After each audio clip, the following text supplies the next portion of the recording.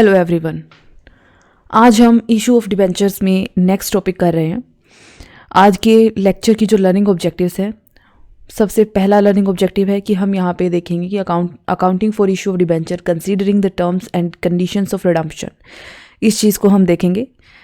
Second है कि हम 6 तरीके देखेंगे जिससे कि कंपनी डिबेंचर्स को इशू कर सकती है। तो पहला जो हमारा लर्निंग ऑब्जेक्टिव है वो क्या बताता है हमें कि हम इशू ऑफ डिबेंचर्स की अकाउंटिंग को किस तरीके से करेंगे, ये ध्यान में रखते हुए कि रिडम्पशन की टर्म्स एंड कंडीशंस क्या है। जब भी एक कंपनी डिबेंचर्स इशू करती है तो किस तरीके से उनको रिडीम किया जाएगा, क्या उसकी शर्तें होंगी, कैसे रिडम्पशन करोगे आप, उनका एट प्रीमियम करोगे, एट पार करोगे, वो आपका इशू के टाइम पे ही डिसाइडेड होता है और प्रोस्पेक्टस के अंदर लिखा जाता है। अब तक हमने जितने भी इशू ऑफ डिबेंचर्स के क्वेश्चंस किए हैं उसमें हमने इस चीज़ को छोड़ दिया है। अब हम इस चीज़ को भी इंक्लूड कर लेते हैं हर बाकी चीज़ों के साथ। तो अब हम देखेंगे कि हमें जब मालूम है कि रिडम्पशन पे हम किस तरीके से डिबेंचर्स को रिडीम करने वाले हैं, तो हमारी जो इशू ऑफ डिबेंचर है उसकी अकाउंटिंग पर उसका क्या फ़र्क पड़ता है, क्या असर पड़ता है। फिर हम कुछ 6 तरीके देखेंगे जिससे हम डिबेंचर्स को इशू कर सकते हैं। तो सबसे पहले मैं एक चीज़ जो आपको दिखाना चाहती हूँ वो है जर्नल एंट्रीज जो हम रिडम्पशन के टाइम पे करते हैं।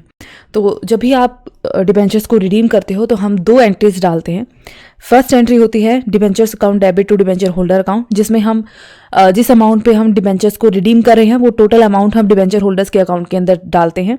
सेकेंड होती है जब हम डिबेंचर होल्डर्स को वो अमाउंट पे कर रहे होते हैं, तो debenture holders account debit to bank account के नाम से ये एंट्री होती है। अब अगर आप डिबेंचर्स को एट पार रिडीम कर रहे हैं तो इस एंट्री पे कोई फर्क नहीं पड़ता, लेकिन अगर आप डिबेंचर्स को प्रीमियम के ऊपर रिडीम कर रहे हैं तो वहाँ पे हम बस एक प्रीमियम की जो है और एक एंट्री इसमें प्रीमियम का जो अकाउंट है वो ऐड कर देते हैं। बैंक पेमेंट की एंट्री आपकी बिल्कुल एग्जैक्ट ऐसे ही रहती है। तो ये बेसिकली हम जब नेक्स्ट चैप्टर करेंगे तब आपके ज़्यादा काम आएंगी। फिलहाल हम ये देख रहे हैं कि डिबेंचर्स को जब हम रिडीम करते हैं तो उसकी शर्तें हमें पहले से मालूम होती है। प्रोस्पेक्टस जब हम इशू करते हैं तो उसी में रिडम्पशन की सारी कंडीशंस लिखी होती हैं। तो इशू के ऊपर उस चीज़ का क्या असर पड़ता है अगर आप रिडम्पशन कर रहे हो एट पार या रिडम्पशन करोगे एट प्रीमियम। ऑलराइट, सो अब हम देखेंगे जो मेन चीज़ है हमारी accounting for issue of debentures considering the terms and conditions of redemption. So जैसे कि मैंने बताया, जितनी भी टर्म्स एंड कंडीशंस होती है रिडम्पशन की आपका इशू के टाइम पे ही डिसाइडेड होती हैं। अब 3 पॉसिबल वे हैं जिससे आप इशू कर सकते हो डिबेंचर्स को, और 2 पॉसिबल वे हैं जिससे आप रिडम्पशन कर सकते हो डिबेंचर्स का। आप डिबेंचर्स को एट पार इशू कर सकते हो, एट प्रीमियम इशू कर सकते हो, एट डिस्काउंट इशू कर सकते हो, लेकिन आप रिडम्पशन डिबेंचर्स का at par and at premium ही कर सकते हो। एक डिस्काउंट पे भी कर सकते हैं पर वो थोड़ा सा अलग तरीका होता है, वहाँ पे आप उनको परचेज करते हो ओपन मार्केट से अपने खुद के डिबेंचर्स को। तो वो हम जब रिडम्पशन वाला चैप्टर करेंगे तो लास्ट में उसके आएगी ये चीज़। अभी हम यही चीज़ ध्यान में रख के चलेंगे कि हमारे पास पॉसिबिलिटी ऑफ इशू 3 है और पॉसिबिलिटीज ऑफ रिडम्पशन 2 हैं। तो इन 3 और इन 2 पॉसिबिलिटीज़ के जो कॉम्बिनेशंस है वो अब हम देख के चलेंगे, क्योंकि हमें मालूम होता है स्टार्टिंग से ही कि हम एट पार रिडीम करने वाले हैं या एट प्रीमियम। तो जो पॉसिबिलिटीज हो सकती हैं वो ये हो सकती हैं कि हम इशू एट पार करें, रिडीम भी एट पार करें, इशू एट पार करें, रिडीम एट प्रीमियम करें, इशू एट प्रीमियम करें, रिडीम एट पार करें, इशू एट प्रीमियम करें, रिडीम एट प्रीमियम करें, इशू एट डिस्काउंट करें, रिडीम एट पार करें, और इशू एट डिस्काउंट करें और रिडीम एट प्रीमियम करें। तो ये पॉसिबिलिटीज़ हैं, 6 तरीके हैं जिनसे कंपनी जो है डिबेंचर्स को इशू कर सकती है।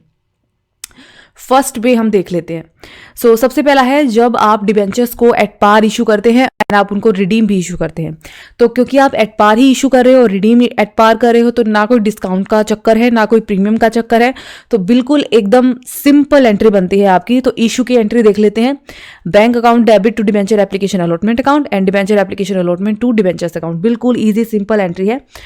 ऐसे ही जब आप उनको रिडीम करोगे तो रिडम्पशन के टाइम पे भी ना आप प्रीमियम पे कर रहे हो ना कुछ, तो आपकी एंट्री बन जाएगी debentures to debenture holder and debenture holder to ma'am. For example हम एक एग्जांपल देख लेते हैं।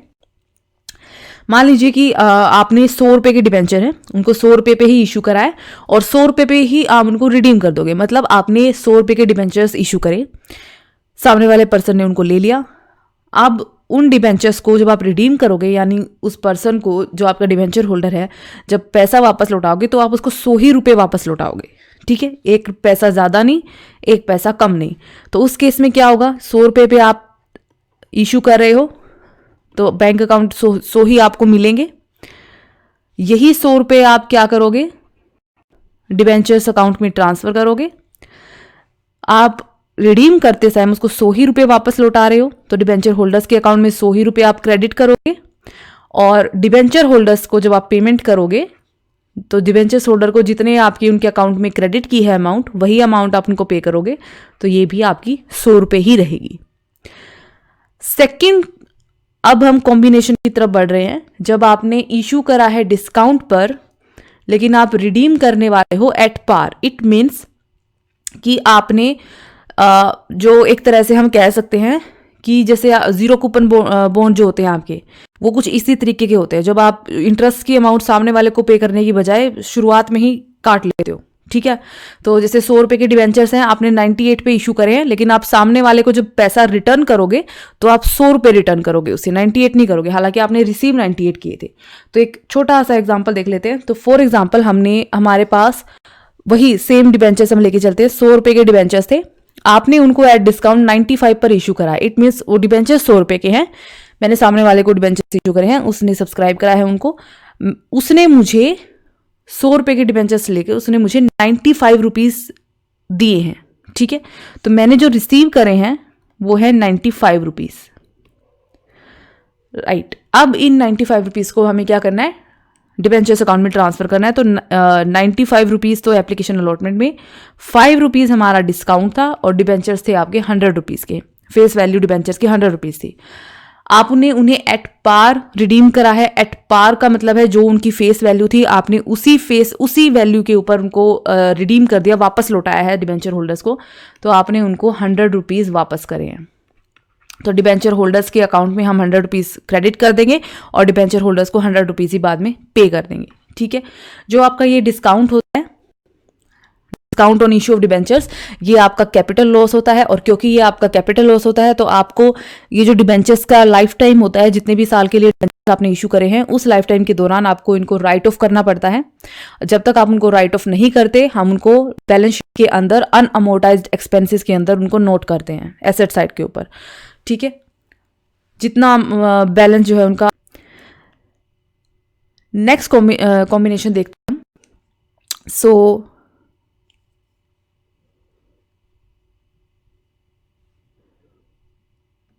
इसको एक्सक्यूज करना, ये है आपका व्हेन डिबेंचर्स आर,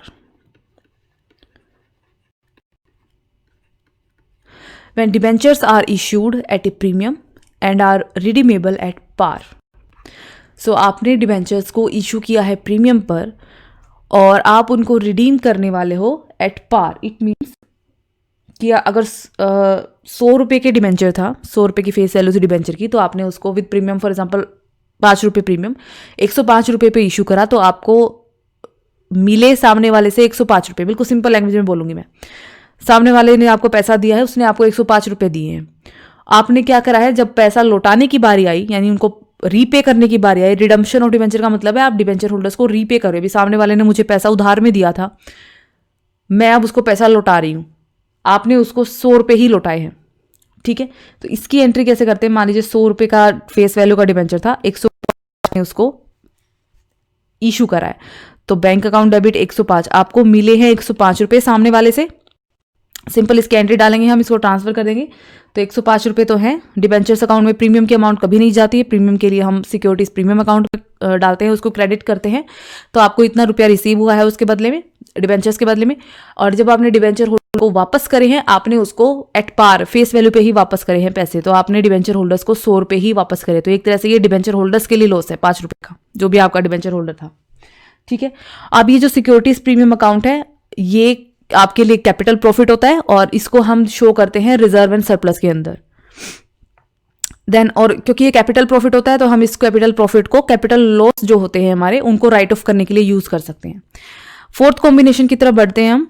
जब आपने डिबेंचर्स को इशू एट पार किया है लेकिन आप उनको रिडीम एट प्रीमियम करें। अब ये बहुत ही इंपॉर्टेंट चीज है, ये जो रिडीम एट प्रीमियम वाला जो केस होता है आपका, ये काफी बार आएगा और ये बहुत कैसे कह सकते हैं हम कि काफ़ी बार ये आपका यूज़ होने वाला है। काफ़ी इंपॉर्टेंट आपका ये कॉम्बिनेशन है कि रिडीम आप एट प्रीमियम कर रहे हो, इशू आप चाहे कैसे भी कर रहे हो, ठीक है, लेकिन रिडीम आप एट प्रीमियम कर रहे हो। तो जैसे कि आपने 100 रुपये फेस वैल्यू के डिबेंचर्स को इशू किया था और आपने उनको जब रिडीम करा तो उसमें कुछ प्रीमियम ऐड कर दिया, मतलब उनको जितना पैसा आपने उनसे लिया था उससे ज़्यादा पैसा आप लौटा रहे हो। ये कुछ ऐसी कंडीशन है, ध्यान होगा, जब हमने डिस्काउंट के ऊपर डिबेंचर्स को इशू किया था कि जितना पैसा मैंने सामने से वाले से लिया था उससे ज़्यादा मैंने इसको लौटाया था। फ़र्क क्या था, यहाँ पे आप फेस वैल्यू पर पैसा, फेस वैल्यू के बराबर पैसा लौटा रहे हो और फेस वैल्यू से कम सामने वाले से ले रहे हो। यहाँ क्या है, हम फेस वैल्यू के बराबर पैसा ले रहे हैं लेकिन लौटाते वक्त हम फेस वैल्यू से ज़्यादा पैसा सामने वाले को वापस लौटा रहे हैं। तो इसके लिए जो हमारी एंट्री बनती है, सबसे पहले है कि 100 रुपये का आपका डिबेंचर था, 100 रुपये पे आपने इशू करा है, लेकिन इसको आपने रिडीम करा है 105 रुपये पे। तो ये 5 रुपये का आपने प्रीमियम डिबेंचर होल्डर्स को पे करना है। पैसा आपने कितना लिया है इशू के टाइम पे, 100 रुपये। अब ये जो प्रीमियम होता है जो आप रिडम्पशन के टाइम पे लौटाओगे, इसको हम बोलते हैं कैपिटल लॉस, ठीक है। हालांकि ये पैसा आप लौटाओगे प्रीमियम के टाइम, सॉरी रिडम्पशन के टाइम पे, लेकिन कंपनी जो है इस चीज को एज ए लॉस लेके चलती है, loss on issue of debenture. जैसे हमारा discount on issue of debenture आपके लिए कैपिटल लॉस होता है, उसी तरीके से ये रिडम्पशन पे दिया जाने वाला प्रीमियम जो है ये कंपनी के लिए कैपिटल लॉस होता है, loss on issue of debenture होता है, ठीक है। आपने वो वाला अकाउंटिंग प्रिंसिपल पढ़ा होगा, कन्वेंशन पढ़ा होगा, कन्वेंशन ऑफ कंजर्वेटिज्म, जिसमें हम क्या करते हैं, जितने भी आपके एक्सपेक्टेड लॉसेज होते हैं हम उनको अकाउंट करके चलते हैं, ठीक है, और जो एक्सपेक्टेड इनकम्स होती हैं उनको हम इग्नोर करके चलते हैं। तो उस कन्वेंशन को यहाँ पे हम कंसिडर करके चलते हैं और उस कन्वेंशन के अकॉर्डिंग, क्योंकि प्रीमियम हालांकि आप रिडम्पशन के ऊपर पे करने वाले हो, अभी नहीं पे कर रहे हो कुछ भी, लेकिन उस टाइम पे आप इसको पे करोगे, ये आपका लॉस होगा, तो हम कंपनी इसको कन्वेंशन ऑफ कंजर्वेटिज्म के अकॉर्डिंग अभी अपने अकाउंट करके चलेगी, अभी हम उसको रिकॉर्ड करेंगे, ठीक है। इसकी एंट्री क्या बनेगी, इसकी एंट्री बनेगी इशू के साथ, क्योंकि इशू के साथ हमें दिखाना है कि ये हमारा लॉस हो रहा है, क्योंकि हम इशू तो कर रहे हैं प्रीमियम एट पार, लेकिन हम इसको रिडीम एट प्रीमियम करने वाले हैं।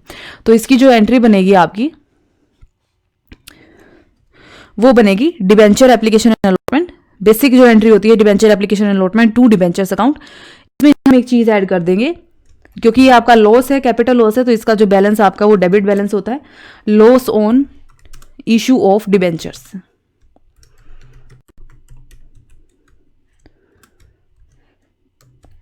अकाउंट डेबिट,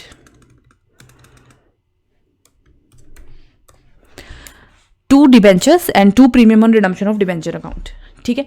ये जो premium on redemption of debenture होता है आपका, ये इसका क्रेडिट बैलेंस होता है, ये कंपनी के लिए जो है एक लाइबिलिटी की होती है, क्योंकि लाइबिलिटी दायित्व है, क्योंकि जब रिडम्पशन का टाइम आएगा उस टाइम पे कंपनी को ये प्रीमियम पे करना होगा, तो कंपनी के लिए ये एक दायित्व है जो उसको बाद में अदा करना है, उसको बाद में ये पे करना है, ठीक है।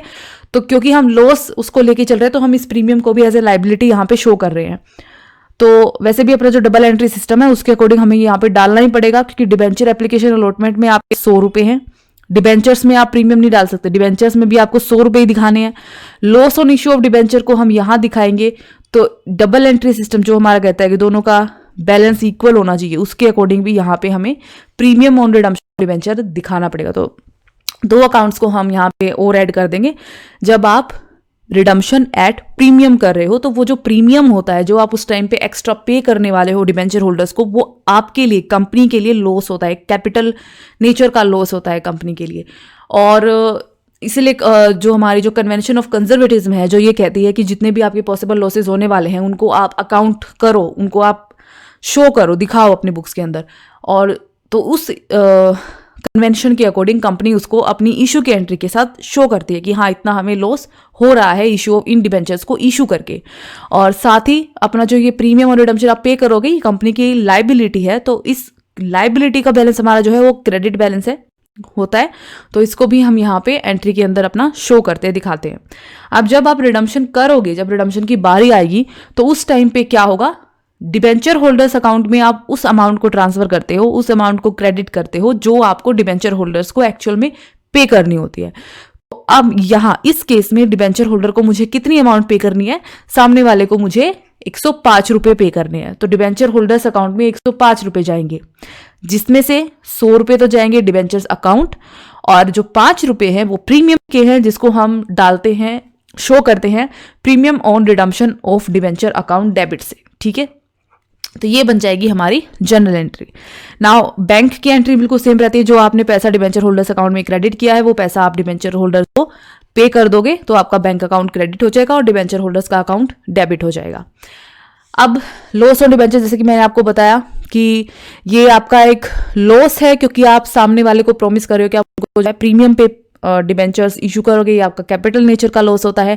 और क्योंकि ये आपका कैपिटल लॉस है तो आपको इसको डिबेंचर्स की लाइफ टाइम के दौरान पे राइट ऑफ करना पड़ेगा। जैसे हम discount on issue of debentures को राइट ऑफ करते हैं, वैसे ही हम loss on issue of debentures को राइट ऑफ करते हैं। आगे हम एक केस ये भी देखेंगे कि आप अगर कहीं पे आपका डिस्काउंट और लॉस दोनों एक साथ हो रहा है, तो उस डिस्काउंट को, क्योंकि वो डिस्काउंट भी कंपनी के लिए कैपिटल लॉस है, और ये लॉस ऑन इशू, ये वाला जो प्रीमियम आप पे करने वाले हो रिडम्पशन पे, ये भी कैपिटल लॉस है, तो दोनों को हम एक ही अकाउंट से शो कर सकते हैं, loss on issue of debenture.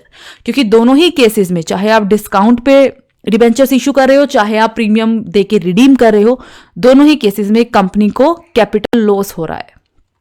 ठीक, और इसको हम ग्रेजुअली राइट ऑफ कर देंगे। राइट ऑफ करने की जो एंट्री होती है वो आपकी जनरल एंट्री होती है। आपका P&L अकाउंट से ये राइट ऑफ होता है, तो statement of P&L account debit to loss on issue of debentures account. और जो भी इसका बैलेंस बचता है, जैसे डिस्काउंट का जो भी बैलेंस है जो आपने राइट ऑफ अभी तक नहीं किया है, उसको हम अनअमोर्टाइज्ड एक्सपेंस के तौर पे शो करते हैं। उसी तरीके से loss on issue of debenture जो होता है, जो आपका प्रीमियम है, जो आपको रिडम्पशन के टाइम पे डिबेंचर्स होल्डर को पे करना है, उसको भी हम अनअमोर्टाइज्ड एक्सपेंस के दिखाएंगे। तो चाहे आपका discount on issue of debenture हो, चाहे आपका premium on redemption of debenture हो, दोनों ही आपके कैपिटल लॉसेज है और दोनों ही को आप loss on issue of debenture कह सकते हो। नाउ जो premium on redemption of debenture है, तो जैसे मैंने बताया क्रेडिट बैलेंस होता है, ऑब्वियस सी बात है, ये कंपनी की लायबिलिटी होती है। क्योंकि ये कंपनी की लायबिलिटी होती है तो हम इसको नॉन करंट लायबिलिटीज के अंदर शो करते हैं, क्योंकि ये बहुत लंबे टाइम के लिए की लायबिलिटी होती है। 10 साल का आपका डिबेंचर आप इशू करते हो। अदर लॉन्ग करंट लायबिलिटीज के अंदर आप इसको शो कर देते हो। जैसे नॉन करंट लायबिलिटीज आपका मेन हेड रहता है, जिसके अंदर सब हेड हो जाता है आपका other long term liabilities. Liability side के ऊपर आप बैलेंस शीट में इसको दिखाते हो। जब तक कि आप डिबेंचर्स को रीपे नहीं कर देते, तब तक आप इसको उसके अंदर शो करोगे। और रिडम्पशन के टाइम पे इस अकाउंट को आप डेबिट कर दोगे और क्लोज कर दोगे। तो जैसे हमने यहाँ पे रिडम्पशन किया था, इस टाइम पे हमने प्रीमियम रिडम्पशन अकाउंट को यहाँ पे आप देखोगे डेबिट साइड में इसको दिखाया था। ठीक है, तो इस तरीके से आप इस अकाउंट को बंद कर दोगे। अब हम आ जाते हैं नेक्स्ट कॉम्बिनेशन की तरफ। यहाँ हम क्या कर रहे हैं, जब हम डिस्काउंट को इशू कर रहे जब हम डिबेंचर्स को इशू कर रहे हैं एट डिस्काउंट और उनको रिडीम कर रहे हैं एट प्रीमियम। अब जैसे कि मैंने आपको इससे पिछले केस में ही बताया था, चाहे आप डिबेंचर्स को डिस्काउंट के ऊपर इशू करो या आप उनके रिडम्पशन के टाइम पे प्रीमियम पे करो, दोनों ही चीजें कंपनी के लिए कैपिटल लॉस होती है। और इस केस में तो कंपनी को डबल कैपिटल लॉस उठाना पड़ रहा है, क्योंकि एक तो आप डिस्काउंट को डिबेंचर को इशू ही डिस्काउंट पे करो, यानी अगर 100 रुपए का डिबेंचर है तो आप सामने वाले से ले ही उससे कम रुपया रहे हो। ठीक है, आपको मिल कम रहा है। और दूसरा, आप उसको जब लौटाओगे तो उसकी जो फेस वैल्यू है उससे ज्यादा आप उसको लौटाओगे। देखो, 100 रुपए का डिबेंचर मैं इशू कर रही हूं, ठीक है, सामने वाले से मैंने इस 100 रुपए के डिबेंचर के बदले में लिए रुपए, 5 रुपए का फर्क तो यही आ गया। ऊपर से जब मैं उसका पैसा वापस करूंगी तो मैं उसको 100 रुपए वापस नहीं करूंगी, मैं उसको 105 रुपए वापस कर रही हूँ, 5 रुपया प्रीमियम का ऐड करके। तो आप देखोगे यहाँ पे सीधा 10 रुपए का कैपिटल लॉस मेरे को झेलना पड़ रहा है। तो ये दोनों ही जो चीजें हैं, चाहे आप डिस्काउंट के ऊपर इशू करो डिबेंचर्स को, चाहे आप प्रीमियम पे रिडीम करो, दोनों केसेस में कंपनी को कैपिटल लॉस हो रहा है। तो अब कैसे एंट्री होगी? इसकी एंट्री वैसे ही होगी जैसे हम रिडम्पशन एट प्रीमियम के टाइम पे करते हैं। तो इशू की एंट्री में हो जाएगी आपकी बैंक अकाउंट डेबिट और डिबेंचर एप्लीकेशन अलॉटमेंट अकाउंट, उस अमाउंट से जिस अमाउंट के ऊपर आपने इशू करा, सॉरी आपने जो पैसा रिसीव करा इशू के टाइम पे, तो अगर हम इसी केस को ले ले तो 95 रुपीज आपने रिसीव करे थे इशू करके उनको, ठीक है, एप्लीकेशन अलॉटमेंट में के नाम से। अब इस चीज को हमें डिबेंचर अकाउंट में ट्रांसफर करना है। तो debenture application and allotment to debentures 95 rupees हमने ट्रांसफर कर दी। अब हमें शो करना है लॉस। तो यहाँ पे दो टाइप के लॉस है, एक तो है discount on issue of debenture और दूसरा है premium on redemption of debenture. दोनों ही टाइप के लॉसेस को आप loss on issue of debenture account के नाम से शो कर सकते हो, ठीक है। अब एक चीज और है, यहां हम क्या करेंगे, 95 रुपीज का हमारा एप्लीकेशन पे हमें रिसीव हुआ था। यहां हमारे पास दो लॉस है, एक तो डिस्काउंट और एक प्रीमियम ऑन रिडम्पशन। जब भी डिस्काउंट होता है तो हम डिबेंचर्स अकाउंट में टोटल अमाउंट शो करते हैं विदाउट दैट डिस्काउंट, क्योंकि यहां पे हमें वो डिस्काउंट दिखाना होता है। तो डिबेंचर्स अकाउंट में हम टोटल अमाउंट डालते हैं, तो यहां तो हमारे आएंगे 100 रुपए, ठीक है, इतना क्लियर है। दूसरी चीज, जब हम प्रीमियम और रिडम्पशन देते हैं तो वहां पे हम loss on issue of debenture के अंदर यहां पे लॉस की अमाउंट डालते हैं, उस प्रीमियम की अमाउंट डालते हैं जो हम रिडम्पशन के टाइम पे डिबेंचर होल्डर्स को पे करने वाले हैं। दोनों ही आपके कैपिटल नेचर के लॉसेज हैं, तो दोनों लॉस को आप loss on issue of debenture के तौर पे दिखा सकते हो। इस केस के अंदर 5 रुपए का लॉस तो मुझे डिस्काउंट पे हो रहा है और 5 रुपए का लॉस मुझे प्रीमियम ऑन रिडम्पशन के नाम से हो रहा है। टोटल लॉस मेरा जा रहा है 10 रुपए का, जिससे से premium on redemption of debenture के का जो लॉस है, मेरा जो लाइबिलिटी बनती है मेरी, वो है 5 रुपए की सिर्फ, क्योंकि 5 तो मेरा डिस्काउंट वाला लॉस था, ठीक है। यहां हमने 100 रुपए इसलिए लिखे हैं क्योंकि भले ही मैंने डिस्काउंट के ऊपर डिबेंचर इशू करा है, लेकिन मैं डिबेंचर होल्डर्स को जो इशू करा है मैंने डिबेंचर, वो 100 रुपए का ही इशू करा है। डिबेंचर होल्डर को अगर सिर्फ डिस्काउंट होता तो मैं उसको 100 रुपए ही वापस करती। डिबेंचर था 100 रुपए का ही, लेकिन उसकी फेस वैल्यू 100 रुपए ही है, तो डिबेंचर्स अकाउंट में हमें उसकी फेस वैल्यू दिखानी है। 5 रुपए का डिस्काउंट है जिसमें से, और 5 रुपए प्रीमियम ऑन रिडम्पशन के नाम के आपके दोनों कैपिटल लॉस हैं, तो हमने उसको loss on issue of debentures account के अंदर शो कर दिया। लाइबिलिटी हमें शो करनी है, प्रीमियम को हम लाइबिलिटी शो करते हैं यहाँ पे, तो क्रेडिट साइड पे मैंने premium on redemption of debentures सिर्फ 5 रुपए, क्योंकि 5 रुपए ही थे उस प्रीमियम के नाम के, ठीक है। अब जब आप रिडम्पशन करोगे तो रिडम्पशन आपका नॉर्मल है, रिडम्पशन आप प्रीमियम पे कर रहे हो, तो डिबेंचर्स अकाउंट में कितने रुपए थे आपके, 100 रुपए। डिबेंचर होल्डर्स को कितने रुपए देने हैं आपको, टोटल 105, 5 रुपए आपका प्रीमियम है, ठीक है। तो डिबेंचर होल्डर को जब आप पे करोगे तो आप उसको 105 रुपए वापस लौटा दोगे, बिल्कुल सिंपल है। ध्यान सिर्फ क्या रखना है कि discount on issue of debenture और premium on redemption of debenture, दोनों ही चीजें कंपनी के लिए कैपिटल लॉस होती हैं। तो इशू के टाइम पे दोनों चीजों को हम loss on issue of debenture account से शो कर सकते हैं, अगर दोनों एक साथ दे रखी है। अगर सिर्फ डिस्काउंट पे हमने इशू किया होता तो हम यहाँ पे simple discount on issue of debenture लिख सकते थे, कोई प्रॉब्लम नहीं होती।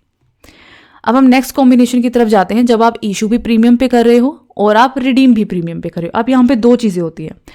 आज जब आप इशू प्रीमियम पे करते हो तो वो कंपनी के लिए प्रॉफिट होता है, ठीक है, लेकिन जब आप रिडीम करते हो प्रीमियम पे तो वो कंपनी के लिए लॉस होता है, और हमें दोनों को ही शो करना है। इशू एट प्रीमियम भी इशू की एंट्री में दिखाते हैं, हम सिक्योरिटीज प्रीमियम को क्रेडिट करते हैं, और रिडम्पशन एट प्रीमियम जो है वो भी हम इशू की एंट्री में दिखाते हैं, जहां हम लॉस भी दिखाते हैं और हमारी लाइबिलिटी भी दिखाते हैं प्रीमियम और रिडम्पशन ऑफ डिबेंचर के नाम से। तो दोनों ही चीज़ों को अब यहाँ पे हम अकाउंट करने वाले हैं। एग्जाम्पल के तौर पे हम देख लेते हैं कि मान लीजिए एक डिबेंचर है जिसकी फेस वैल्यू है 100 रुपये, जिसको हमने 106 रुपये पे इशू करा है, और जब हम इसको रिडीम करेंगे तो हम इसको 110 रुपये पे रिडीम करेंगे, ठीक है। तो जो भी डिबेंचर की फेस वैल्यू है इस केस में 100 रुपये, इसको मैंने इशू करा और इसके बदले में विद प्रीमियम 106 रुपये मैंने रिसीव करे हैं। तो bank account debit to debenture application allotment पे मैंने डाल दिए 106, क्योंकि पैसा मेरे पास 106 रुपये आया, मेरी जेब में 106 रुपये आए हैं। अब इस एंट्री के अंदर जब हम इस 106 रुपये को अलग अलग अकाउंट्स के अंदर हम इसको बाइफर्केशन करेंगे, इसको डिस्ट्रीब्यूट करेंगे, तो डिबेंचर्स अकाउंट के अंदर वो पैसा जाएगा जो आपके डिबेंचर की फेस वैल्यू है, जैसा कि मैंने ऊपर वाले एग्जाम्पल में आपको दिखाया था। तो इस डिबेंचर की फेस वैल्यू है 100 रुपये, तो डिबेंचर अकाउंट में उतने ही जाएंगे। सिक्योरिटीज प्रीमियम अकाउंट में वो पैसा जाएगा जो प्रीमियम पे का हमें मिल रहा है इशू के टाइम पे, कितना है, 6 रुपये है। ठीक है, डिबेंचर एप्लीकेशन अलॉटमेंट में हमने कितने रुपए डाले हुए हैं, 106, तो यहाँ पे आएंगे 106, सिंपल। अब हमें देखना है कि हमें लॉस कितने रुपए का हो रहा है, loss on issue of debenture. तो loss on issue of debenture है हमारा जो हम रिडम्पशन के टाइम पे प्रीमियम के नाम का पे करेंगे। अब ये जो लॉस है, क्या आप इससे कंपेयर करके निकालोगे या इससे कंपेयर करके, फेस वैल्यू से कंपेयर करके निकालोगे, या जो प्रीमियम के विद प्रीमियम आपको पैसा मिला है उससे कंपेयर करोगे? तो रिडम्पशन के टाइम पे जो प्रीमियम आप पे कर रहे हो उससे जो आपको लॉस हो रहा है वो हम निकालते हैं डिबेंचर की जो फेस वैल्यू है उससे कंपेयर करके। ठीक है, तो फेस वैल्यू थी डिबेंचर की 100 रुपये, रिडम्पशन के टाइम पे हम उसको देंगे 110, तो ये जो 10 रुपये है ये हमारा loss on issue of debenture है, इसको हम डाल देंगे यहाँ पे। इसके साथ साथ इन 10 रुपये को हम प्रीमियम और रिडम्पशन और डिबेंचर में लाइबिलिटी है हमारी, यहाँ पे भी हम इसको शो करेंगे। ठीक है, क्योंकि हमने यहाँ पे प्रीमियम और रिडम्पशन ऑफ डिबेंचर को 10 रुपये शो करा है, तभी हम यहाँ पे जब डिबेंचर को पे करने की बारी आएगी तो डिबेंचर्स अकाउंट में, क्योंकि इसकी फेस वैल्यू जाएगी जो कि 100 रुपये है, और प्रीमियम और रिडम्पशन ऑफ डिबेंचर में हमारा 10 रुपये जाएगा, क्योंकि इतना हम प्रीमियम देने वाले हैं रिडम्पशन के टाइम पे। तो डिबेंचर होल्डर को जो टोटल अमाउंट आपको पे करनी है वो करनी है 110 रुपये। हमने यही देखा था, 100 रुपये फेस वैल्यू के डिबेंचर थे, 106 पे आपको मिला था इशू के टाइम पे विद प्रीमियम, और 110 विद प्रीमियम आप उनको रिडीम करने वाले थे, 110 रुपये। ठीक है, अब हम क्या करेंगे, डिबेंचर होल्डर्स को 110 रुपये की फाइनल पेमेंट कर देंगे। इन अलग अलग आइटम्स का क्या होगा, वही चीज़ है, ये आपका कैपिटल लॉस है तो आपको राइट ऑफ करना पड़ेगा। सिक्योरिटीज प्रीमियम अकाउंट जो पैसा है आपका रिजर्व एंड सरप्लस के अंदर हम उसको शो करते हैं, वैसे ही शो करेंगे। प्रीमियम ऑन रिडम्पशन आपका नॉन करंट लाइबिलिटी है, तो अदर लॉन्ग टर्म लाइबिलिटीज के अंदर हम इसको नॉन शो कर देंगे। ठीक है, और जो आपका सिक्योरिटीज प्रीमियम है इसको हम, क्योंकि ये कंपनी का कैपिटल प्रॉफिट है तो कैपिटल लॉस राइट ऑफ करने के लिए आप इसको यूज कर सकते हो। और ये जो loss on issue of debenture है इसको हम राइट ऑफ करेंगे, तो इसकी एंट्री हम कर सकते हैं P&L account, statement of P&L account debit to loss on issue of debentures account. जब तक ये राइट ऑफ नहीं होता तब तक हम इसको अनअमोर्टाइज्ड एक्सपेंसेस के नाम से एसेट साइड पे शो करते हैं। बाकी चीज़ें बिल्कुल सेम है जो हमने अभी तक करी हैं, सिर्फ ये जो लास्ट के 2 पॉइंट्स थे इसी में थोड़ा सा कह सकते हैं कैलकुलेशंस आई हुई हैं आपकी। तो यहाँ बस हमें ये ध्यान रखना है कि हम अगर एट डिस्काउंट इशू कर रहे हैं और एट प्रीमियम रिडीम कर रहे हैं तो दोनों ही हमारे लिए कैपिटल लॉस है, और हम इशू के टाइम पे दोनों कैपिटल लॉस को यहाँ पे दिखा देते हैं loss on issue of debenture के नाम से। दोनों को ही आपको राइट ऑफ करना होता है डिबेंचर्स की लाइफ टाइम के दौरान, सेम ट्रीटमेंट होती है दोनों की। जब आप डिबेंचर्स को प्रीमियम पे इशू करते हो तो वो प्रीमियम आपका प्रॉफिट होता है, कैपिटल प्रॉफिट, उसको भी आपको शो करना होता है। और रिडम्पशन आप कर रहे हो एट प्रीमियम तो ये प्रीमियम आपका लॉस होता है, कैपिटल लॉस, तो इसको भी आपको loss on issue of debenture से शो करना होता है और इसको आपको राइट ऑफ भी करना होता है। साथ ही साथ प्रीमियम और रिडम्पशन ऑफ डिबेंचर जो आपकी लाइबिलिटी होती है इसको भी हम शो करते हैं इशू के टाइम पे। तो ये हो गए आपकी 6 अलग अलग आपकी कंडीशंस, जिसमें आपका इशू और रिडम्पशन दोनों की जब आप शर्तों को आपस में मिला देते हो, दोनों के क्या कहते हैं उसको, वेज को आपस में मिला देते हो, तो किन 6 तरीकों से आप डिबेंचर्स को इशू कर सकते हो। ये कॉम्बिनेशंस हैं बेसिकली इशू और रिडम्पशन के। अब हम कुछ प्रैक्टिकल क्वेश्चंस देखेंगे तो ये चीज़ें हमारे लिए और भी ज़्यादा क्लियर हो जाएंगी कि किस तरीके से आपको एंट्रीज बनानी है जब आपको पता है कि इशू ऐसे हो रहा है और रिडम्पशन हमारा ऐसे होगा। तो सबसे इलस्ट्रेशन नंबर 10 है ये आपका, और सबसे पहली एंट्री हम देख लेते हैं। Issue 2012% debentures of 100 each at par and redeemable also at par. तो एट पार हो रहा है, एट पार इशू कर रहे हो, एट पार ही रिडीम कर रहे हो, कोई फर्क नहीं पड़ने वाला, और प्रीमियम वगैरह कुछ है नहीं, बिल्कुल सिंपल ईजी एंट्री हो जाएगी। सबसे पहले इशू की एंट्री डाल देंगे। इशू की एंट्री हो जाएगी आपकी bank account debit to 12% debenture application and allotment account. तो 2000 रुपये के 2000 डिबेंचर्स हैं, 100 रुपये ईच का है, तो ये बन गया आपका 2 लाख और 2 लाख। ठीक है, अब हम क्या करेंगे, इसको एप्लीकेशन अलॉटमेंट अकाउंट में जो पैसा गया है आपका, डाला है पैसा आया है इस अकाउंट में, उसको हम क्या करेंगे, डिबेंचर अकाउंट के अंदर ट्रांसफ़र कर देंगे। तो डेबिट टू डिबेंचर्स अकाउंट और 12% डिबेंचर्स अकाउंट, ठीक है। तो बस 2 लाख रुपए हमने यहाँ पे ट्रांसफ़र कर दिए, सिंपल। अब हम डालेंगे रिडम्पशन की एंट्री। तो रिडम्पशन की एंट्री जो बनेगी हमारी, सबसे पहले डिबेंचर्स अकाउंट का बैलेंस, क्योंकि डिबेंचर को ही आपको रिडीम करना है, हम डालेंगे डिबेंचर होल्डर्स के अकाउंट में कि इतना पैसा हमें डिबेंचर होल्डर्स को पे करना है।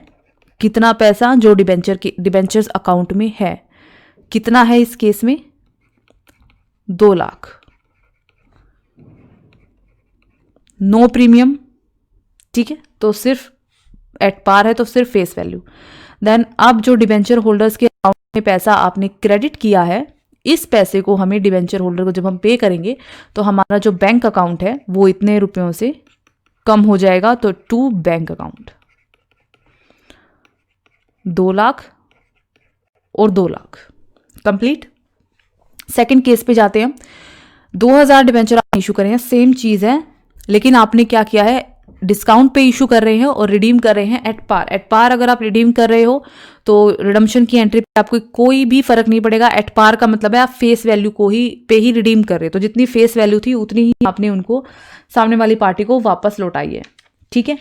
तो इस केस में क्या हो जाएगा, 2 लाख से ही आपकी रिडम्पशन की एंट्री बन जाएगी। फर्क पड़ेगा आपका इस एंट्री के ऊपर, यहाँ पे इशू की एंट्री में क्या फर्क पड़ेगा। सबसे पहले तो हमें जो, हाँ, क्योंकि हमने डिस्काउंट पे इशू करा है तो डिस्काउंट काट के हमें जो पैसा मिलेगा, डिबेंचर थे 2 लाख रुपए के, पर आपको जो पैसा मिलेगा वो ये डिस्काउंट काट के मिलेगा। तो 2% का अगर मैं डिस्काउंट काट लेती हूँ तो वो बनता है मेरा 4000 रुपये, और 2 लाख में से 4000 अगर मैं निकाल देती हूँ तो वो बन जाता है आपका 1,96,000 रुपीज़। तो इतना आपको एक्चुअल में रिसीव हुआ है। देन ये जो डिस्काउंट है, जो आपने 4000 रुपये का डिस्काउंट काट के पैसा लिया है, ये आपके लिए कैपिटल लॉस है कंपनी के लिए। तो इसको हम यहाँ पे पहले तो शो करेंगे, discount on issue of debentures, और क्योंकि ये कैपिटल लॉस है तो इसको हमें राइट ऑफ भी करना पड़ेगा टू डिबेंचर्स अकाउंट। तो डिबेंचर्स अकाउंट में फेस वैल्यू जाती है डिबेंचर की, जो कि थी 2 लाख। डिबेंचर एप्लीकेशन अलॉटमेंट में अभी हमने यहाँ पे देखो कितना पैसा रिसीव करा है, 1,96,000, और बाकी का जो 4000 था वो हमारा जो डिस्काउंट काट के हमें पैसा मिला था। तो ये 4000 हमारा डिस्काउंट था, लेकिन रिडीम हमने एट पार किया, मतलब फेस वैल्यू पे रिडीम कराया, तो वहाँ पे ये आपका 2 लाख ही सारा जाएगा। अब इसका बैलेंस शीट पे क्या फ़र्क पड़ेगा, बैलेंस शीट पे आपका ये फ़र्क पड़ेगा कि जो आपकी लॉन्ग टर्म बोरोइंग्स है, बैलेंस शीट में आप जो लाइबिलिटी साइड दिखाओगे वहाँ पे जो लॉन्ग टर्म बोरोइंग्स है वो आपकी शो होंगी 2 लाख रुपए से, क्योंकि आपने 2 लाख रुपए के डिबेंचर्स को इशू कराया, ठीक है। लेकिन आपका एसेट साइड पे 2 चीज़ें हो जाएंगी। सबसे पहले जो कैश एंड कैश इक्विवेलेंट है उसमें आपका 1,96,000 रुपये शो होगा, क्योंकि आपको मिले एक्चुअल में 1,96,000 है, इतना रुपया आपको मिला है, तो वहाँ पे हम इतना ही शो करेंगे। दूसरी चीज़, करंट एसेट में आप अदर करंट या नॉन करंट एसेट में जो आप अनअमोर्टाइज्ड एक्सपेंस शो करते हो, जैसे मैंने बताया था discount on issue of debenture को जब तक आप राइट ऑफ नहीं करते तब तक आप इसको अनअमोर्टाइज्ड एक्सपेंसेस के नाम से एसेट साइड पे शो करते हो। तो हम इसको शो कर देंगे अनअमोर्टाइज्ड एक्सपेंस के नाम पे। तो जब आप बैलेंस शीट बनाओगे तो वो कुछ इस तरीके की बनेगी। लाइबिलिटी साइड पे हमारी जो लॉन्ग टर्म लाइबिलिटीज हैं, लॉन्ग टर्म बोरिंग्स, यहाँ आपका शो होगा 2 लाख रुपए का, क्योंकि 2 लाख के आपने डिबेंचर, 2 लाख फेस वैल्यू के आपने डिबेंचर इशू करे हैं।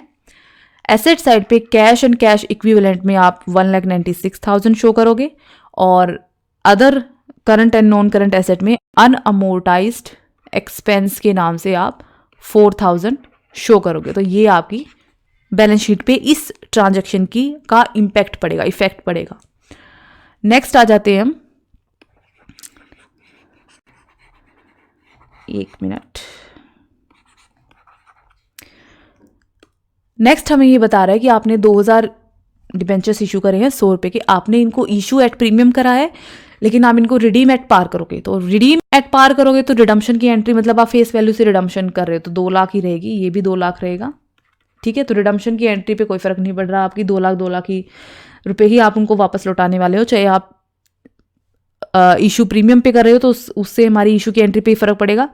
2 लाख रुपए की तो फेस वैल्यू है डिबेंचर्स की, 5% प्रीमियम और आप रिसीव कर रहे हो, तो टोटल जो पैसा आपको एप्लीकेशन अलॉटमेंट के टाइम पे मिल रहा है वो कितना मिल रहा है, 2 लाख प्लस इसका 5% हो जाता है 10,000, तो 2,10,000, 2,10,000 रुपये आप के बैंक अकाउंट में आए हैं। ठीक है, तो क्योंकि 2,10,000 रुपये आए हैं तो बैलेंस शीट में कैश एंड कैश इक्विवेलेंट में जो हम कैश एट बैंक शो करेंगे वो करेंगे 2,10,000 से। ठीक है, तो बैलेंस शीट में क्या होगा इस चीज़ का वो भी हमने देख लिया। अब आपने क्योंकि प्रीमियम आप इशू कर रहे हो, डिस्काउंट तो कुछ है नहीं तो मैं इसको यहाँ से मिटा देती हूँ। प्रीमियम अगर आप कर रहे हो तो अब देखो डिबेंचर एप्लीकेशन अलॉटमेंट अकाउंट में हमें यहाँ देखा इस अकाउंट में कितना पैसा आया है, 2,10,000 रुपये। डिबेंचर्स अकाउंट में हम फेस वैल्यू ट्रांसफ़र करते हैं तो यहाँ तो 2 लाख ही जाएगी, बाकी का 10,000 कहाँ शो करोगे, सिक्योरिटीज़ प्रीमियम अकाउंट में हम उस पैसे को क्रेडिट कर देंगे 10,000। कंप्लीट।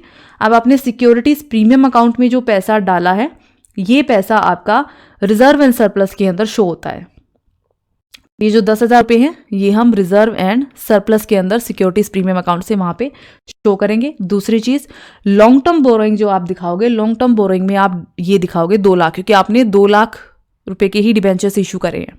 ठीक है, तो लॉन्ग टर्म बोरोइंग में आ जाएंगे आपके 2 लाख, रिजर्व एंड सरप्लस में सिक्योरिटीज प्रीमियम के आ जाएंगे आपके 10,000, एसेट साइड पे कैश एंड कैश इक्विवेलेंट में आपका आ जाएगा 2,10,000, cash at bank, cash equivalent में कैश एट बैंक, तो 2,10,000 बैलेंस शीट का टोटल इक्वल हो गया। रिडम्पशन जो आप करोगे आपने पहले से डिसाइड कर रखा है एट पार, तो जब आप रिडम्पशन करोगे तो वो एट यानी फेस वैल्यू ही आप उन डिबेंचर्स की वापस लौटाओगे। क्लियर। अब हम चलते हैं अगले केस की तरफ। आपने 2,000 डिबेंचर्स 100 रुपये के हैं, एट पार इशू करे हैं, लेकिन आप उनको रिडीम कर रहे हो 5% प्रीमियम के ऊपर। तो जब आप 2 लाख रुपए के डिबेंचर्स थे, आपने एट पार इशू करे मतलब आपने 2 लाख रुपए ही लिए हैं सामने वाले से, लेकिन जब आप उसको पैसा वापस लौटाओगे तो आप 2 लाख नहीं लौटाओगे, आप उसको लौटाओगे 2,10,000। तो ये जो 10,000 आप लौटाने वाले हो भविष्य में, ये इस वक्त कंपनी के लिए लॉस है, कैपिटल लॉस है, तो उसकी हम इशू के टाइम पे एंट्री करेंगे। सो यहाँ पे हो जाएगा आपका पैसा जो मिल रहा है अभी हमें वो मिल रहा है 2 लाख रुपए। ठीक है, तो डिबेंचर एप्लीकेशन अलॉटमेंट में आ गया आपका 2 लाख। तो यहाँ पे भी डिबेंचर एप्लीकेशन अलॉटमेंट में भी देखा हमने 2 लाख रुपए आए हैं हमारे पास। देन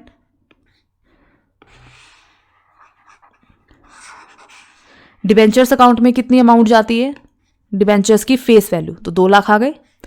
अब ये जो प्रीमियम आप रिडम्पशन पे करोगे ये हमारे लिए है कैपिटल लॉस, जिसको हम शो करते हैं loss on issue of debenture हम लिखते हैं, क्योंकि डिबेंचर के इशू के टाइम पे ही आपने ये चीज़ डिसाइड करी थी कि आप इनको प्रीमियम पे रिडीम करने वाले हो भविष्य में। और कन्वेंशन ऑफ कंजर्वेटिज्म के अकॉर्डिंग भविष्य में जो है आपकी का लॉस होने वाला है, या जो आपकी 10,000 रुपये का, ये अभी हम यहाँ पे शो कर रहे हैं। ठीक है, कितने रुपए का, 10,000 रुपये का।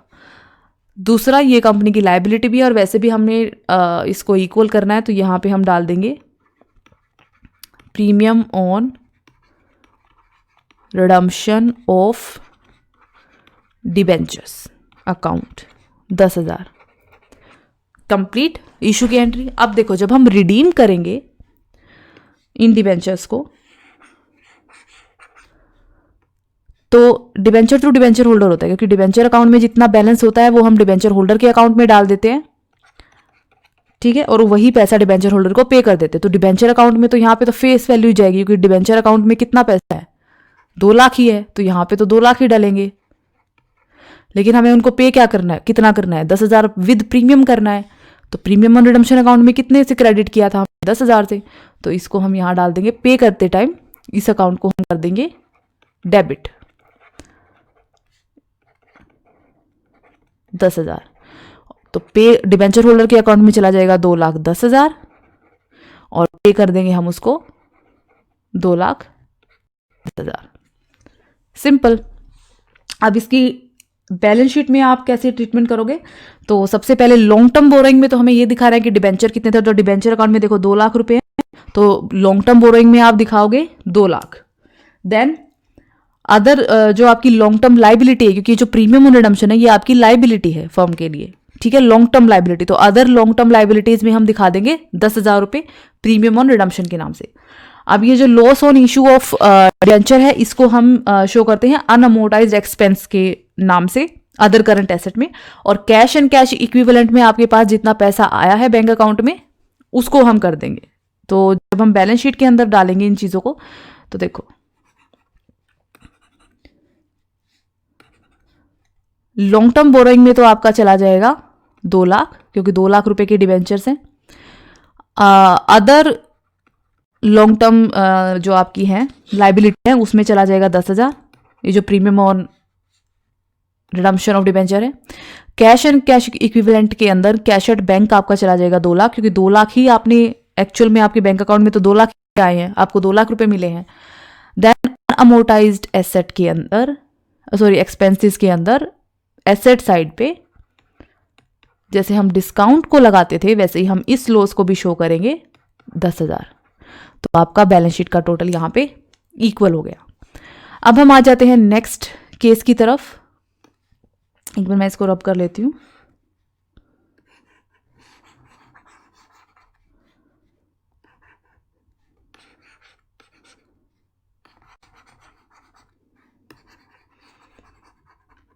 ओके, इस केस में क्या हो रहा है, 2,000 डिबेंचर्स हैं, सेम 100 रुपये का है, आप डिस्काउंट पे इशू कर रहे हो और रिडीम कर रहे हो प्रीमियम, यानी आप पहला तो डिस्काउंट देके अपना लॉस ले रहे हो और ऊपर से आप उन डिबेंचर्स को रिडीम जब करोगे, प्रीमियम पे रिडीम करोगे, तो वहां आप लॉस उठा रहे हो, ठीक है।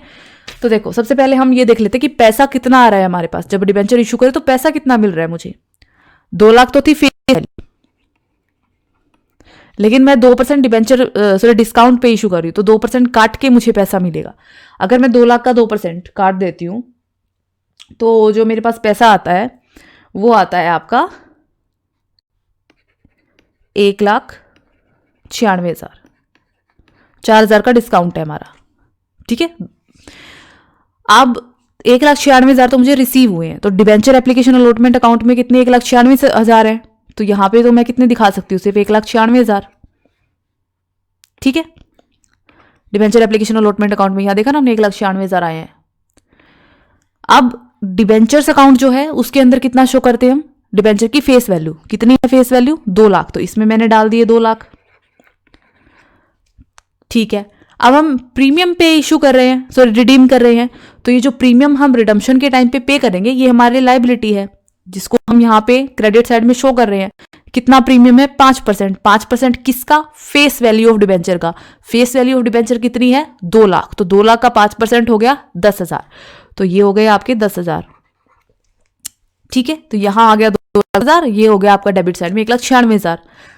अब आती है बारी लॉस की, तो 2 लॉस है हमारे पास, एक तो डिस्काउंट आप दे रहे हो सामने वाले को, दूसरा आप उसको प्रीमियम पे जब पैसा वापस करोगे तो और प्रीमियम का पैसा उसमें ऐड करके वापस करोगे, तो 4,000 तो आपका वैसे ही कम मिल रहा है, ऊपर से आप 10,000 और ऐड करके 2 लाख जो आप पे करोगे उसमें 10,000 और ऐड करके दोगे, तो जो टोटल कैपिटल लॉस हो गया फर्म का वो हो गया आपका 10,000 प्लस 4,000 यानी 14,000। तो यहां पे मेरा total loss on issue of debenture हो गया 14,000, इसका टोटल 2,10,000, इसका टोटल 2,10,000, बराबर। अब रिडम्पशन पे जब हम जाएंगे तो रिडीम कैसे कर रहे हो आप, एट प्रीमियम। देखो रिडम्पशन की एंट्री होती है debenture account debit to debenture holder, तो डिबेंचर अकाउंट में जितना पैसा होता है वो हम डिबेंचर होल्डर अकाउंट में डालते हैं, और बेसिकली डिबेंचर होल्डर अकाउंट में टोटल पैसा आपको वो डालना होता है जो आप उनको पे करने वाले हो। अगर विद प्रीमियम पे कर रहे हो तो प्रीमियम का पैसा भी डिबेंचर होल्डर अकाउंट में आपको क्रेडिट करना पड़ेगा। डिबेंचर अकाउंट में कितना पैसा है, 2 लाख, तो वो यहां तो मैं 2 लाख ही ले सकती हूँ, डिबेंचर अकाउंट से तो मैं 2 लाख ही डिबेंचर होल्डर अकाउंट में ट्रांसफर कर सकती हूँ। बाकी प्रीमियम का पैसा कहाँ से जाएगा? इसको हमने क्रेडिट किया था जब लाइबिलिटी शो गया था, हम पेमेंट के टाइम पे इसको डेबिट कर देंगे। ये हो जाएगा आपका 10,000। तो टोटल पैसा डिबेंचर होल्डर के अकाउंट में चला गया 2,10,000। ठीक है, डिबेंचर होल्डर को पे करेंगे जब हम, कितना करेंगे? 2,10,000। जो डिबेंचर होल्डर अकाउंट में आपने डाला है वही हम उसको पे कर देंगे। क्लियर? तो ये हो गया आपका जब आपने डिस्काउंट पे इशू करा था और आपने प्रीमियम के ऊपर उसको रिडीम करा। भाई मेरे को 100 रुपये का डिबेंचर था, मैंने सामने वाले को पता है क्या बोला? इसमें हमें, मैं बिल्कुल सिंपल लैंग्वेज में बोलूँ, मैंने क्या बोला कि तू मेरे को 95 रुपये दे दे, मैं लौटाऊंगी जब तुझे 100 रुपये दे दूंगी। ये तो हो गया डिस्काउंट वाला केस। ठीक है, जब आपने डिस्काउंट पे इशू करा। अब बात क्या हुई कि डिबेंचर आपको पता है ना वो पीस ऑफ पेपर होता है, तो कि ये डिबेंचर जो है ना ये 100 रुपये का है, 100 रुपये फेस वैल्यू है इसकी, तो ये रख और मेरे को 95 रुपये दे दे। ठीक है, मैं अगर सिर्फ डिस्काउंट रहेगा तो लौटाते वक्त 100 दोगे, लेकिन मैं तुम्हें 100 रुपये नहीं लौटाऊंगी। इसके 100 रुपये है फेस वैल्यू उस डिबेंचर की, पर मैं तुम्हें 100 रुपये नहीं लौटाऊंगी, मैं तुम्हें 105 रुपये लौटाऊंगी। तो एक तो आपने वो डिस्काउंट पे इशू करा, जब वो 100 के बदले 95 लिए, 5 रुपये तो वहां आपका लॉस हुआ, प्लस आप उसको लौटाते वक्त भी 105 दोगे, तो 5 रुपये वहां लॉस हुआ। तो ये डबल लॉस है, और इसकी हम जो ट्रीटमेंट करते हैं, अकाउंटिंग ट्रीटमेंट, तो इस तरीके से करते हैं। अब बैलेंस शीट पे क्या असर पड़ेगा इसका? तो देखो, लॉन्ग टर्म बोरोइंग जब आप दिखाओगे तो वहां तो हम, जो हमारा डिबेंचर अकाउंट में 2 लाख है, अभी 2 लाख रुपए के डिबेंचर ही इशू करे हैं हमने, तो लॉन्ग टर्म बोरोइंग तो हमारी यही रहेगी। ठीक है, अदर लॉन्ग टर्म लाइबिलिटी कौन सी है हमारी?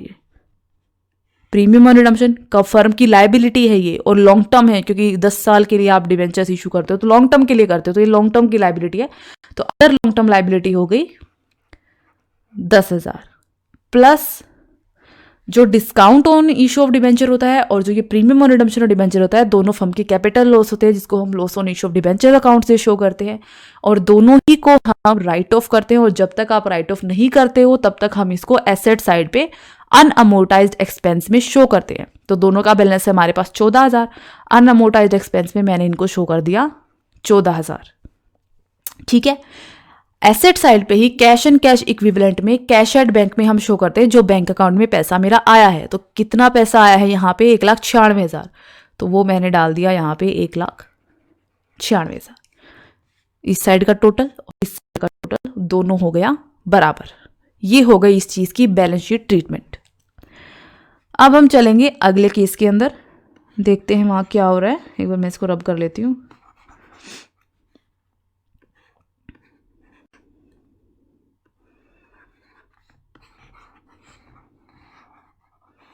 ओके, 2,000 के डिबेंचर हैं, 100 रुपये उसकी फेस वैल्यू है।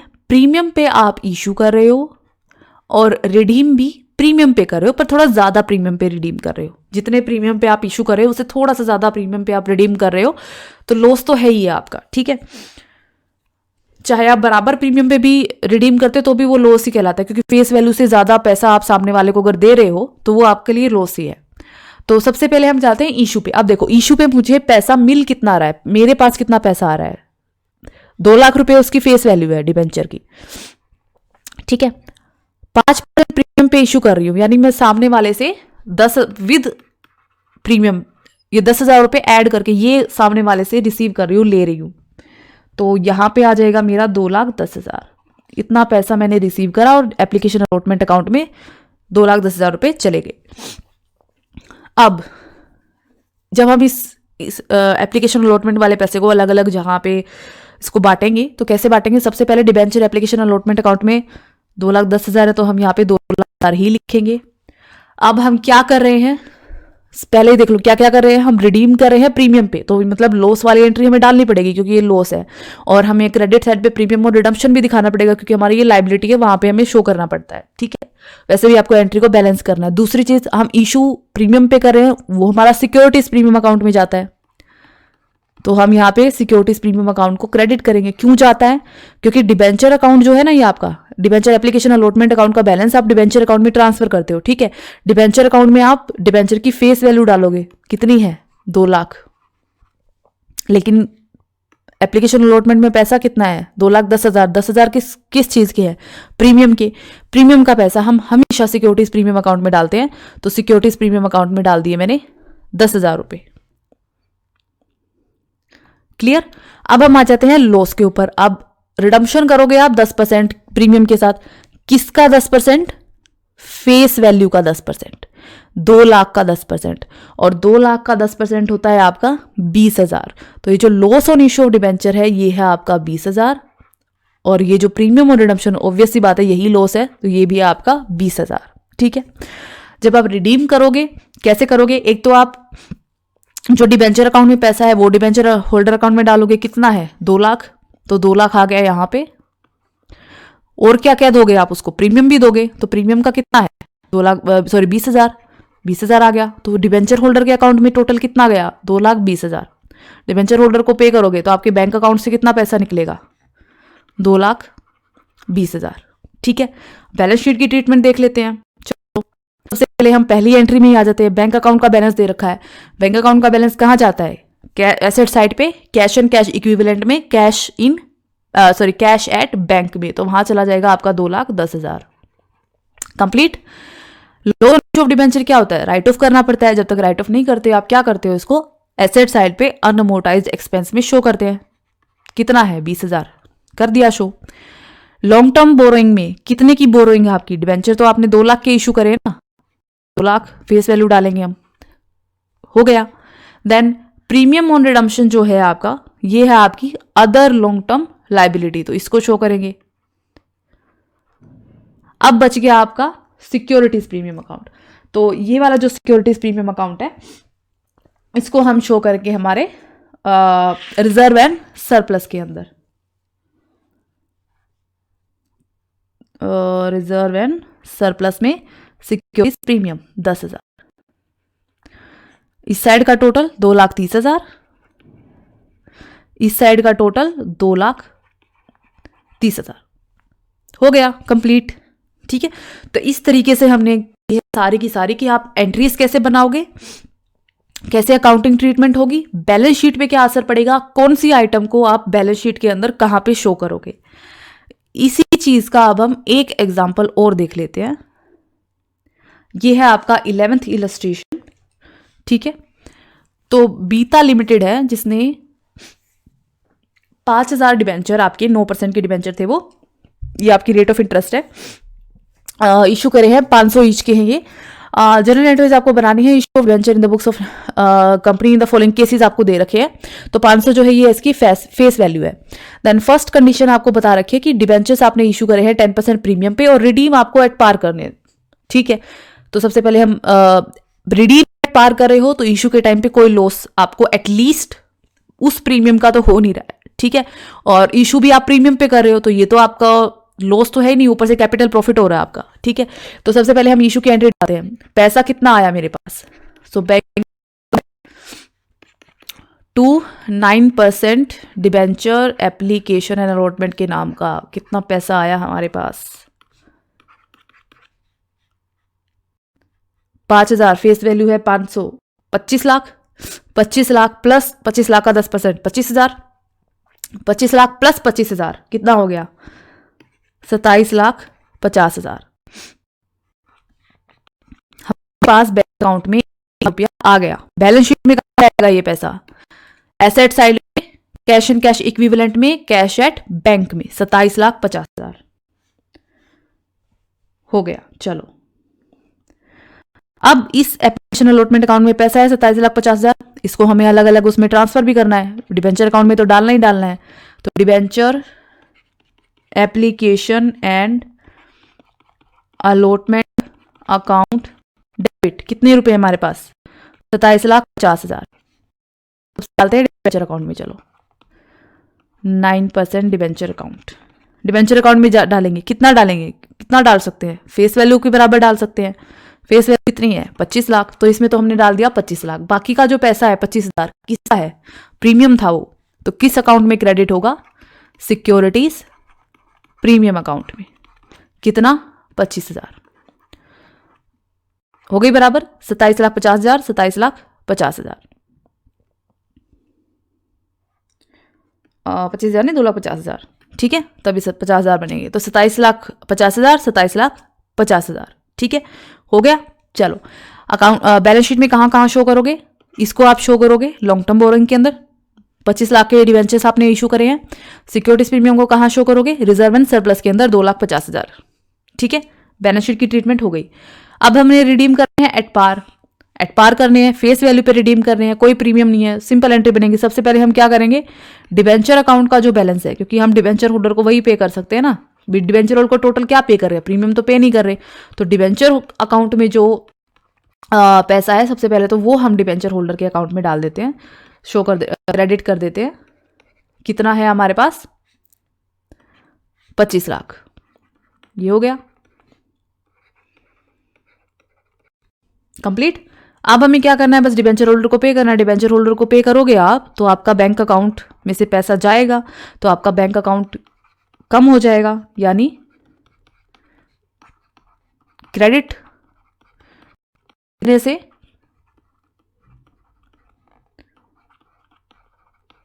25 लाख से, सिंपल, ठीक है। नाउ नेक्स्ट देखते हैं हम।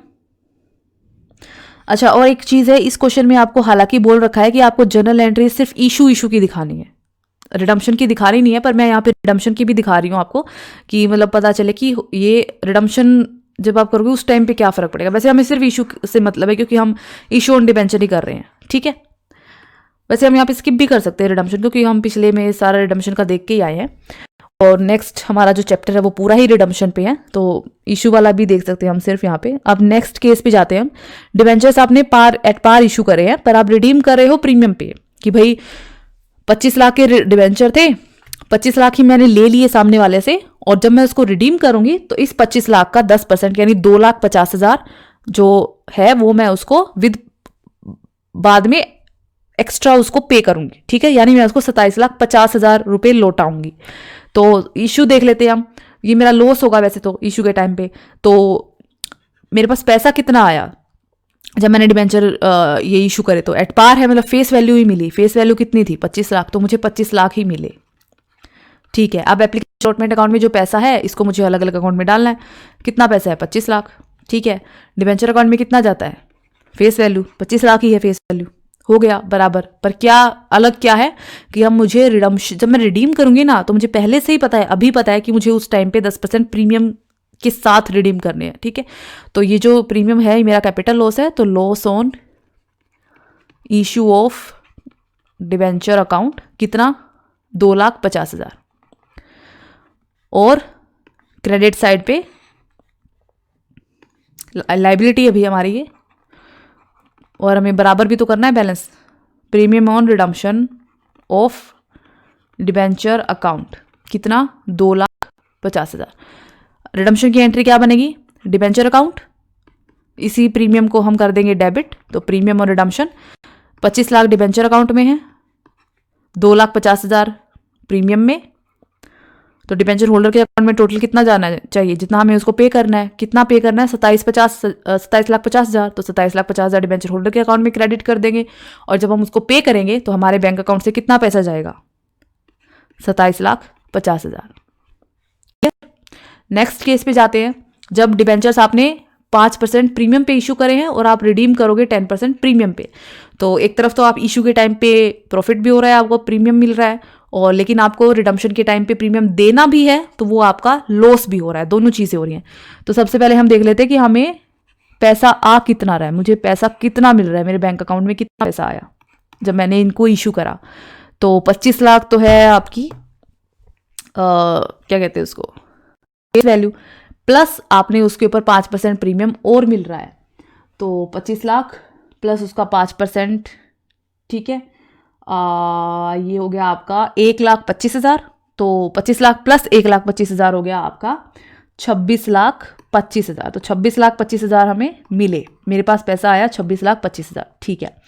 अब एप्लीकेशन अलॉटमेंट अकाउंट में 26,25,000 रुपये हैं, इस बैलेंस को मुझे अलग अलग अकाउंट्स में ट्रांसफर करना है। तो सबसे पहले तो मैं ये लिख लिया, अभी 26,25,000 है, ओके कंप्लीट। अब डिबेंचर अकाउंट में कितना जाएगा, सिर्फ फेस वैल्यू वाला जा सकता है, यानी सिर्फ 25 लाख। बाकी का 1,25 क्या है, प्रीमियम रिसीव किया है ना आपने इशू करते टाइम, जिसको हम किस अकाउंट से शो करते हैं, सिक्योरिटीज प्रीमियम अकाउंट। ये आपका कैपिटल प्रॉफिट है। तो सिक्योरिटीज प्रीमियम अकाउंट 1,25,000 हो गया। अब आप जब रिडीम कर रहे हो तो 10% प्रीमियम पे रिडीम कर रहे हो, तो ये आपका लॉस भी है। किसका 10%? फेस वैल्यू का 10%। फेस वैल्यू कितनी है डिबेंचर्स की? 25 लाख, यानी 2,50,000। और यही आपका यहाँ पे आ जाएगा क्योंकि ये आपकी लाइबिलिटी भी है। क्लियर? रिडम्पशन कैसे होगी आपकी? रिडम्पशन होगी आपकी बिल्कुल ऐसे ही जैसे हमने यहाँ पे कर रखी है। ठीक है।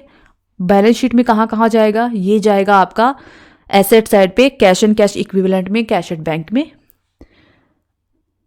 ये जाएगा आपका अनअमोर्टाइज्ड एक्सपेंसेस में, तब तक जब तक कि आप इनको राइट ऑफ नहीं कर देते। ये जाएगा आपका लॉन्ग टर्म बोरिंग्स के अंदर। ये जाएगा आपका अदर लॉन्ग टर्म लाइबिलिटी के अंदर। और ये जाएगा आपका रिजर्व एंड सरप्लस के अंदर। ठीक है। लास्ट देख लेते हैं हम क्या बोल रहे हैं हमें। When debentures are issued at a premium of 25% to the vendors for machinery purchased for 6,25,000, तो जो हमने for consideration issue of debenture for consideration other than cash वाला जो केस किया था, यहाँ पे वो चीज़ है। देख लेते हैं हम कैसे हम इसको करनी है, क्योंकि अभी तक हम सारा इशू वाला देख रहे हैं, तो सारा ऑब्वियस सी बात है, ऐसे भी आप इशू करते हो तो आपको याद होना चाहिए for consideration other than cash कैसे करते थे। तो सबसे पहले आपने एसेट परचेज करी है तो एसेट को परचेज ही कर लेते हैं। मशीनरी आपने परचेज करी है तो ये बन जाएगी, मशीनरी आई है, debit what comes in, machinery account debit. कितने रुपए की मशीनरी आई है आपके पास? 6,25,000 रुपए की मशीनरी आई है। To vendors account, credit the giver 6,25,000 हो गया। अब आपने उसकी पेमेंट करनी है, तो पेमेंट करते हैं तो हम क्या करते हैं? डेबिट द रिसीवर, तो vendor account debit, to cash पैसा दिया है तो, टू बैंक चेक दिया है तो। लेकिन यहाँ पेमेंट कैसे कर रहे हैं हम? डिबेंचर इशू करके कर रहे हैं, तो 9% डिबेंचर्स। ठीक है। और वो डिबेंचर भी हम एट पार इशू नहीं कर रहे हैं, उसको विद प्रीमियम इशू कर रहे हैं। तो डिबेंचर अकाउंट में तो सिर्फ फेस वैल्यू जाएगी, प्रीमियम कहाँ दिखाओगे आप? Securities premium account. तो 6,25,000 की एसेट थी, तो 6,25,000 से तो एक पैसा भी आप सामने वाले को ज्यादा पे क्यों ही करोगे? अगर मैंने 6,25,000 की मशीनरी खरीदी है तो मैं चाहे उसको कैसे भी पेमेंट करूं, पर वो मैं उसको 6,25,000 से एक पैसा भी ज्यादा नहीं दूंगी। तो 6,25,000 तो मुझे उसको देने हैं टोटल। अब कैसे देने हैं? 25% के मुझे डिवेंचर इशू करने हैं। इस तरीके से इशू करने हैं कि मेरा जो टोटल है वो 6,25,000 बनेगा। ठीक है। मुझे ये निकालना है कि ये जो 6,25,000 का की जो मैंने मशीनरी खरीदी है, इसकी पेमेंट के लिए मैं कितने डिवेंचर्स इशू करूं। अब हमें ये पता है कि जो भी मेरे डिवेंचर्स हैं उनकी फेस वैल्यू है 500 रुपीज़, मुझे दे रखी है क्वेश्चन के अंदर 500 रुपीज़ फेस वैल्यू है। और यहाँ मुझे बता दिया कि आपको 25% प्रीमियम के साथ आप इशू कर रहे हो। लेकिन नंबर ऑफ डिबेंचर्स कितना होगा? क्योंकि नंबर ऑफ डिबेंचर्स इतने होनी चाहिए कि टोटल अमाउंट जो बने वो 625 ही बने। तो देखो 500 प्लस 500 का 25% कितना होता है? 125, यानी 625 रुपीज़ का एक डिबेंचर होना चाहिए। जितने भी आप डिबेंचर इशू करोगे एक डिबेंचर 625 रुपये का ही होगा। ठीक है। टोटल अमाउंट मुझे चाहिए है 6,25,000, एक डिबेंचर होना चाहिए 625 रुपए का। तो डिबेंचर्स कितने होने चाहिए? 1,000। अगर मैं 1,000 डिबेंचर 1,009% डिबेंचर 625 रुपए पे, जिसमें 500 रुपए तो फेस वैल्यू है और 25 रुपए प्रीमियम, सॉरी 125 रुपए प्रीमियम है, इशू करती हूँ इस वेंडर को, तो इसकी जो 6,25,000 रुपए की पेमेंट है वो मेरी पूरी हो जाएगी। तो 500 रुपए तो इसमें फेस वैल्यू और 25 रुपए का प्रीमियम, तो मैं ये इशू कर देती हूँ इसको। तो 500 रुपये फेस वैल्यू, ये हो गया 5 लाख, और ये हो गया आपका 125 रुपये का प्रीमियम 1,25,000। इस तरीके से मैं इस वेंडर की 6,25,000 रुपये की पेमेंट डिबेंचर इशू करके विद प्रीमियम पे कर दिए मैंने। तो ये हो गई आपकी लास्ट एंट्री। ये टॉपिक हमारा जो था कि जब आपको रिडम्पशन की शर्तें पता हैं, उस टाइम पे आपका जो इशू है उस पर क्या फ़र्क पड़ता है, ये हमने अभी किया है। ठीक है, अब नेक्स्ट जो टॉपिक होगा वो हमने यहाँ पे लॉस और जो डिस्काउंट जो हमने राइट ऑफ करने की बात करी है वो कैसे राइट ऑफ होता है, नेक्स्ट टॉपिक में अब हम ये देखने वाले हैं। वो लास्ट टॉपिक होगा आपके इस चैप्टर का। इसके बाद हम रिडम्पशन ऑफ डिबेंचर का चैप्टर स्टार्ट करेंगे। So thank you so much. अब हम नेक्स्ट लेक्चर में मिलते हैं।